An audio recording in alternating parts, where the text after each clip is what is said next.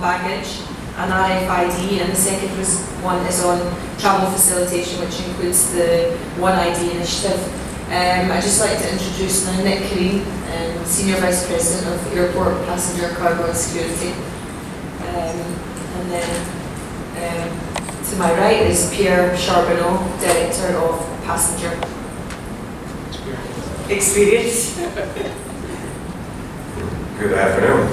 So, with a small group, it'll be nice and intimate.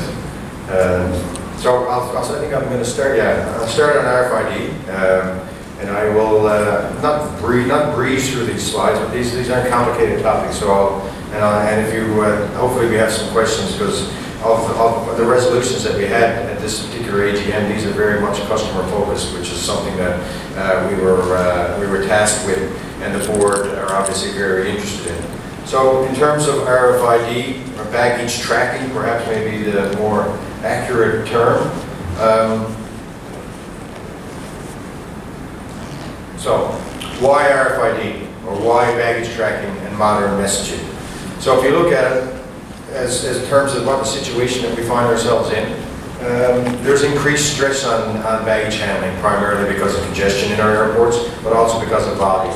We're beginning to see, although in the last decade or so we've seen mishandling rates continually decline. In 2018, for the first time in about 7 years, we actually saw an increase, which was primarily driven off volume, but an increase nonetheless. The increased cost of managing baggage is a catalyst to change, and we're also seeing increased risks of serious failures in terms of baggage management, or when things really go wrong in our operations around the world, be it weather or otherwise, which really puts a lot of strain on our customers and our airlines. So why? As well, we have passengers have asked it for us. So year after year after year, including ourselves and myself, want bags to be tracked. So in our last global passenger survey, the number was 84% of our customers want their bags tracked. There's a growing passenger volume. That's going to be a concern. If we're not ahead of the curve on this, the more people we carry, the greater the problem will become. And we also are living off old baggage infrastructure, primarily from a messaging standpoint, but for other reasons as well. It's just the backbone is old. So tracking is what we want, and there are a host of reasons why, which I'll get into in a minute, and also from a modern messaging standpoint. Primarily, the messaging system that is the backbone of baggage today is old green screen technology using teletypes, and it's wrought with risk and wrought with missed opportunities in terms of communication. So what are the benefits of RFID? Some of them are outlined on the slide, but if we were to just go from on this, enhanced tracking end-to-end brings significant benefits for our customers. It will improve the process. It will give us better data, which will again help us improve the process and better manage it, better opportunities for efficiency, better opportunities for automation, and it also begins to bring us closer to meeting the expectations of our customers, which I mentioned earlier.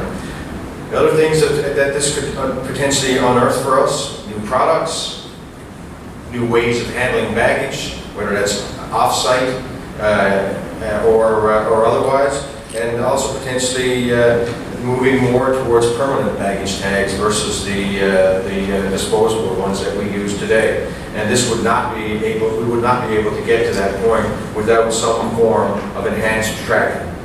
Consumer confidence is another thing. We all travel. Nobody walked here. And so we have an issue in terms of consumer confidence when it comes to checking a bag. I know myself, and I've been in the industry for almost 30 years, I don't check a bag. There's all kinds of reasons why I don't, but one of them is because of fear of losing it and I need it. And that type of sentiment is throughout our industry. So what does it do to us when consumer confidence grows because we have a better handle on where bags are at all times? And it may in fact increase the uptake on checked baggage and address another problem that we have in terms of shortage of space inside the cabin, which is a result of some of this phenomenon in the past. And ultimately, less mishandled bags. That's the obvious benefit of going through to an RFID or otherwise type of tracking scenario. So the process that we've gone through in order to get to this point on baggage, we started with a baggage improvement program, which was about maybe 7-8 years ago. That was intended to really just look at process improvements. It had exponential benefits for airlines in terms of being able to improve the mishandle rates and drop them significantly. Now we're into a step change in order to bring that number down to near zero. So this includes a Resolution 753, which instructs our members how, as a standard on how and where to track the bags. The RFID or another technology, which our airlines can choose, to now allow for better tracking at all points throughout the customer journey, as indicated on the slide. So from check-in to arrival, and know where your bag is at all times. All times. And will allow the customer to be able to know where that bag is at the same time as well. And again, the XML format is to get away from the old messaging system that exists today to allow for better flow of information and communication amongst the stakeholders involved, be it the airports and the airlines themselves, as well as the customer. So what are we doing about it when this happens? I mean, the resolution is out there now. So IATA, we're working with our airlines, or we have an aspirational goal. We believe it will happen, and hopefully sooner than that, but we're looking at have 80% of our passengers' journey that are RFID or tracked, period, be it with RFID or another piece of technology, enabled by the end of 2022. We are implementing guidance. We will be having webinars. We will be doing consultant work. We will do whatever it takes now to be able to assist our airlines to put this out into their various operations as we move forward. So very confident that there's a strong desire to get there, so this may be a pretty easy project to manage. However, we will stay on top of it as we move forward. So like I said, this is a significant step forward in terms of what our customers have been asking us for our industry to embrace. And it took a long time to get here, and we're actually very proud of the fact that we were able to get our board of governors to look at this and focus on something that is really customer driven, and the benefits are really mostly for the customer. So with that, that's where we are in terms of baggage. I'm happy to take any questions. Marissa, you have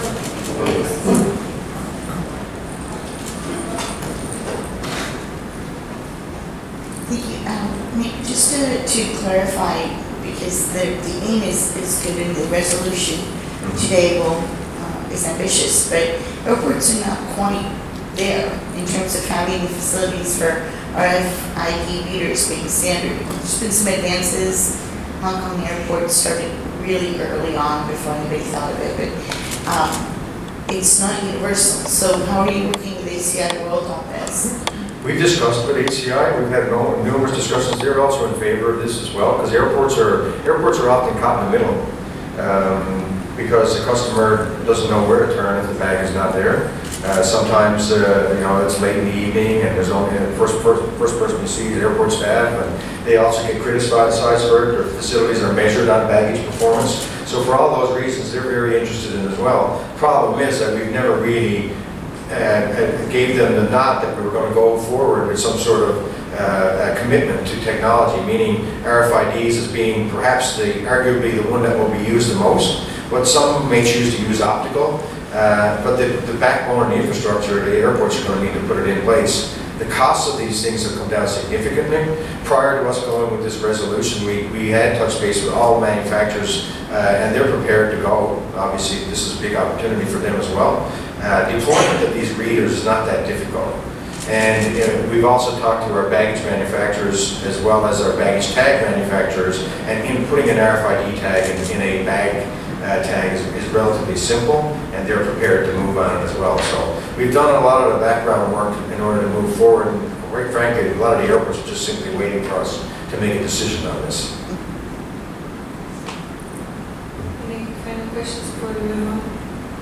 Okay, we'll move on to the next presentation, which is travel facilitation.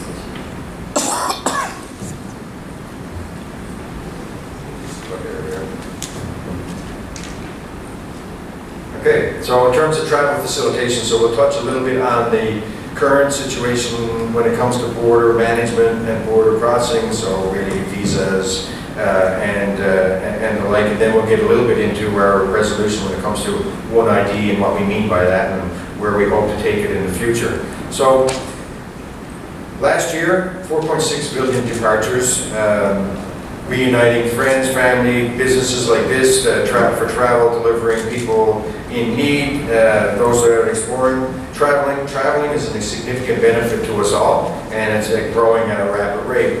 And in terms of what the benefits are for tourism, without us, I mean, when you look at at what tourism creates to GDP and the amount of employment that's created as a result of tourism, we're facilitators of that. That's also very important in terms of travel. So we need to be able to take down barriers to that as we move forward, especially when you look at this, our growth expectations, and we talk about this a lot.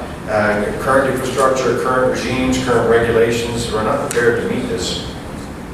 If we don't change, this won't be a reality. And so in this particular area, but in others as well, infrastructure, as we talked about yesterday, as well in terms of being able to remove barriers. So barriers to travel and capacity constraints are holding us back. And I'll give you some examples. In 2013, destinations around the world still require on average 2/3 of the world's population to obtain visas. That's a barrier. That's a stumbling block to movement. Especially relevant given the large percentage of passengers growth is from emerging economies. Emerging economies, ironically, continue to be more open than the advanced ones. Southeast Asia, East Africa, the Caribbean, and Oceania remain most open areas, while Central and North Africa and North America are the most restrictive. And airport capacity is also a concern, and it's holding back this growth as well. IATA estimates that of the most 100 biggest airports in terms of passenger volume will need major infrastructure investment in order to be able to meet the demands of the future. And we do not expect that to happen within the next 10 years at the rate that is required. So our vision really is about an end-to-end passenger experience that is secure, that is seamless, and that is efficient. That's our goal. That's our aspiration. So in terms of seamless borders and passenger processing underpinned by data. So our strategy is twofold. We need to harness the power of data, digital transformation, which you've heard a lot about, and open up our borders and improve passenger processing efficiency.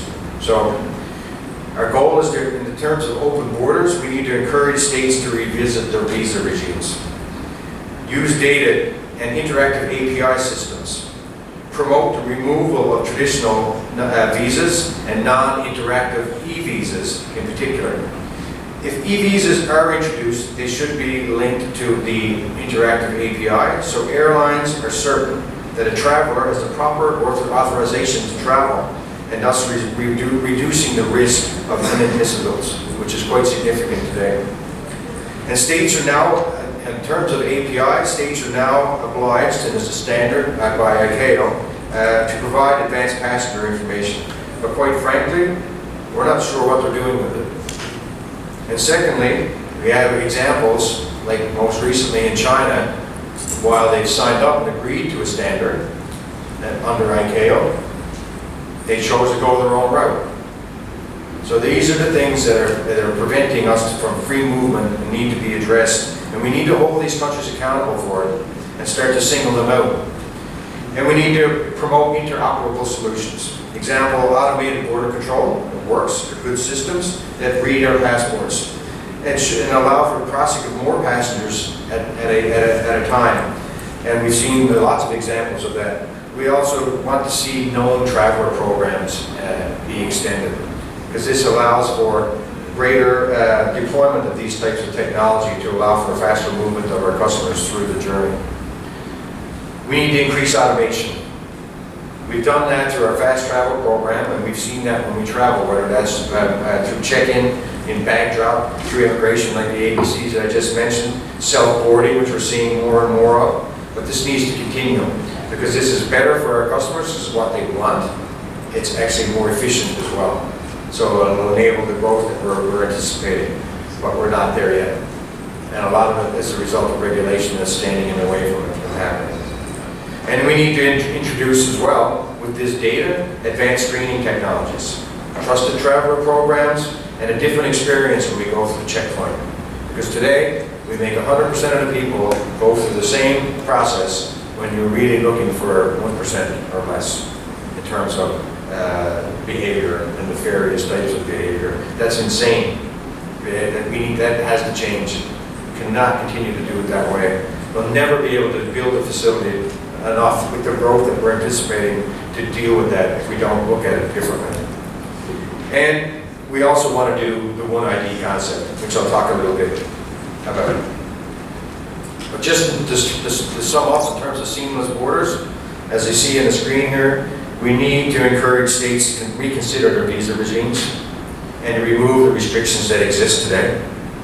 We need them to consider alternatives to traditional visas because they're cumbersome, they're expensive, they're lengthy processes, and they're unnecessary. We need to promote interoperable solutions in the passenger process. And we need to include travel facilitation as part of bilaterals, which isn't today, they're done separately. And leverage trusted travel programs across the world, because this is what we're going to need to be able to deal with the facility crunch that's upon us, and already upon us actually in many of our facilities throughout the entire network. So we are making some progress in terms of open borders, but we're still not there yet.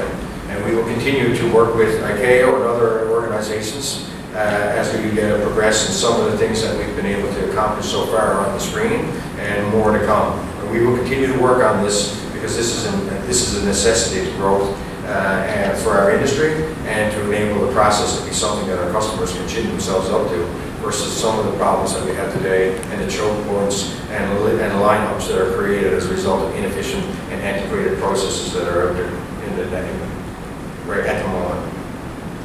So, in terms of passenger processing and efficiency on the One ID, or the biometrics that we may have been familiar with, so our vision here really is pretty simple. It's a paperless process, friction-free. Identify yourself, and then use a biometric to get through the rest of the process. No more boarding cards, no more passport checks, none of it, because it's not necessary.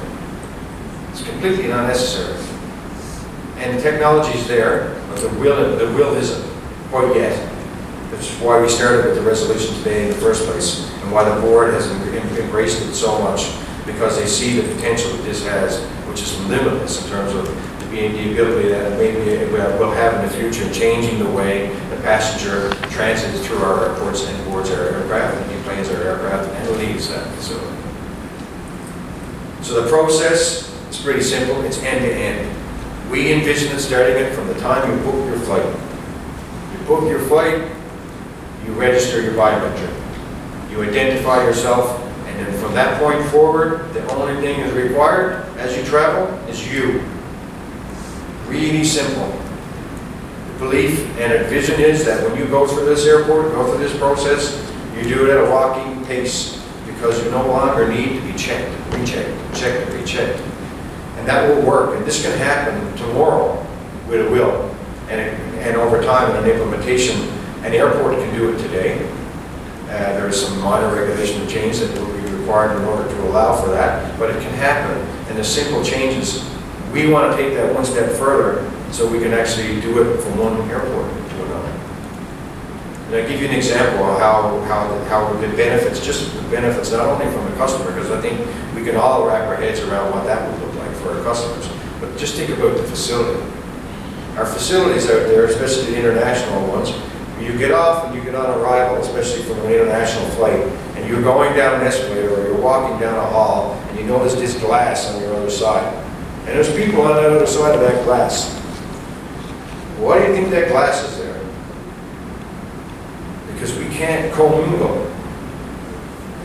Because of antiquated rules. So if this information is shared between one jurisdiction to the other, because the information is shared today, the APIs are there today, and we can eliminate all of that.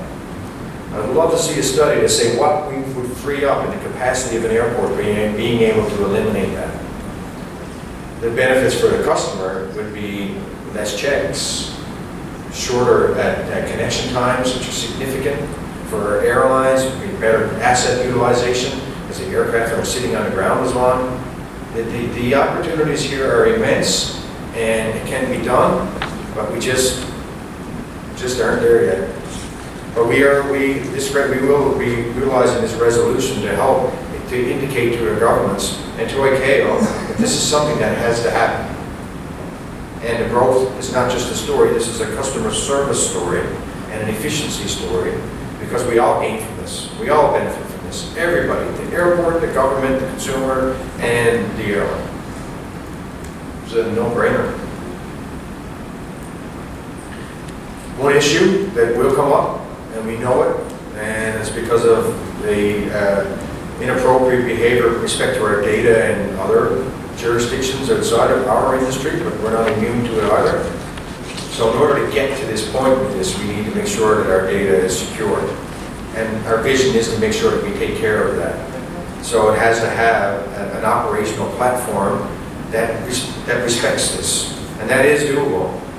And ironically, when I reference our global passenger survey, which we do annually, and it's a very in-depth look of what our customers want, and that's probably arguably the best one that exists, and that's not just to toot our own horn. It's a fact. 65% of our passengers tell us that they're willing to surrender whatever it is. They'll give us whatever it is to make this process at the airport better. That's a pretty compelling argument. As we roll this out, we foresee that maybe if there is issues with respect to how our concerns, a customer who does not want their data shared may go through a different process than the customer that wants to. But eventually, over time, we believe that we can overcome that through the trust and illustration that we can manage this data properly. So the resolution is pretty straightforward, and it's on the screen in front of you. So we're really looking at ICAO, member states, to really grab a hold of this, to really dig into digital travel credentials. It needs to happen. Global standards, we don't have them, they need to be developed. We are getting there, and we are assisting there, and we are writing standards that could potentially be utilized, and we work with ICAO on this. And there is interest, but we just need to continue to be vigilant and not work in 10-year timeframes like we have in the past on certain things with that organization. And we need to explore government's possibility of verification of passenger information as a service. Maybe they're the ones that can do this. Maybe they're the ones that can trust and manage this better and manage this identity so that we can get on with it. Our goal really is very, very simple. We want to make sure it's standard, we want to make sure it's interoperable, and we want to make sure it's harmonized. And we want to make sure that everybody benefits. This is not an airline-driven initiative. This is a customer service-driven initiative and a need for efficiency for all the stakeholders involved, because we can't do it and continue to do it the same way we've always been doing it. So with that, that's where we are. Because hopefully that was somewhat informative in terms of where we're trying to take the passenger journey when it comes to One ID, and how we're trying to make sure that barriers to our customers moving throughout our network are removed, unnecessary barriers, quite frankly. So with that, happy to take it if there's any questions. Marissa?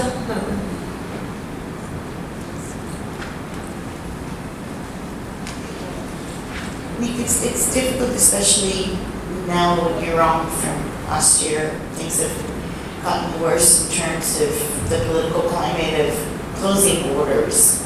So do you feel like you're finding sort of pitching at windmills at this point with this idea of getting government buying to more open borders, or are you seeing it in a different way? No, I mean, I mentioned yesterday that there are countries that are interested in doing this. So Canada and Netherlands was one that I mentioned yesterday that are exploring this. Okay, so there are countries that may not necessarily will be fast followers. You don't turn this thing on overnight. Pick a route. The busiest route in the world is the North Atlantic. I think the UK and the US and Canada can't figure this out. But will the UK and the US figure it out? I mean, you tell Trump that you want people going through frictionless borders, and he'll flip out 15 minutes later the UK is separating out from the rest of Europe, so, I mean, how realistic is that? Is it Canada and Europe? I think it is realistic. I mean, they're part of the Five Eyes, they're sharing security information as it is Yeah, but the today. Five Eyes is a big hypocrisy. They don't, I mean, they, sorry. Yeah. I know, yeah, listen, I'm just as frustrated as you are with where we are today, but yeah, it will go, because the more we actually introduce this subject, the more our customers understand what this means for them. You want governments to move? How do you make governments move? Talk about government. They do what the consumer wants them to do. Well, in most nations, if we're vigilant enough, we will get there. We're lucky as an industry as well, which I don't normally say in a sentence, but we do have a body called IATA that sets standards for this industry, and if we're going to do it, we'll fight it in the halls of that place. And there is interest. The costs, we could build business cases that will illustrate to the government that you can't afford to do it the other way. And your country is the best example, because actually US CBP and TSA are good examples of it, because they realize they can't do it. I'm from Spain. Okay, I thought you were American. I know, I studied there, so I sound... Okay, yeah, well, the US are actually the most interested in, one of the most interested in this. Okay. Yeah. Any other questions? Spain, right? Yeah. Oh, I was just in Madrid, by the Galicia, way. in fact, that explains my temper.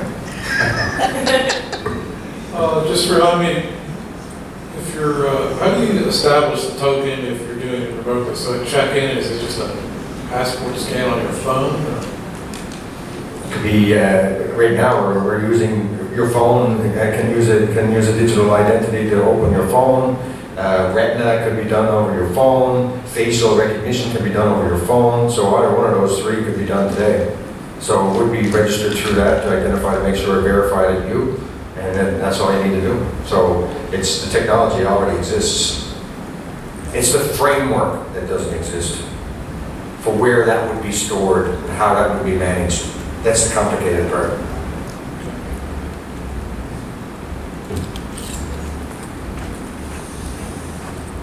Steve Pretty from Airline Ratings. Airports are fairly interested in this as well, at least in Australia. Yeah. Are you, is IATA and ACI getting together on this to try and force it through? Absolutely. Well, this is part of the next program. So, and again, shameless plug, but we have out here in the hall some virtual reality on the next initiative, Yeah. which we partner with ACI on. This is just happens to be one project of many of what the airport of the future needs to look like. So yeah, they're very engaged and very interested, and we're running trials with them. We have a number of airports that are part of the One ID advisory group, as well as ACI, to keep pushing this forward. Most of the industry is behind this, yes.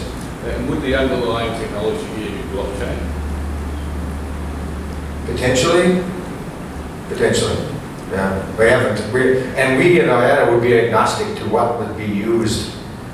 Blockchain does show a lot of promise, but you know, I'm not a technological expert, but that is certainly something that is being looked at a very bunch of different places. One record for our cargo transmissions. So yeah, there's definitely some movement in that direction.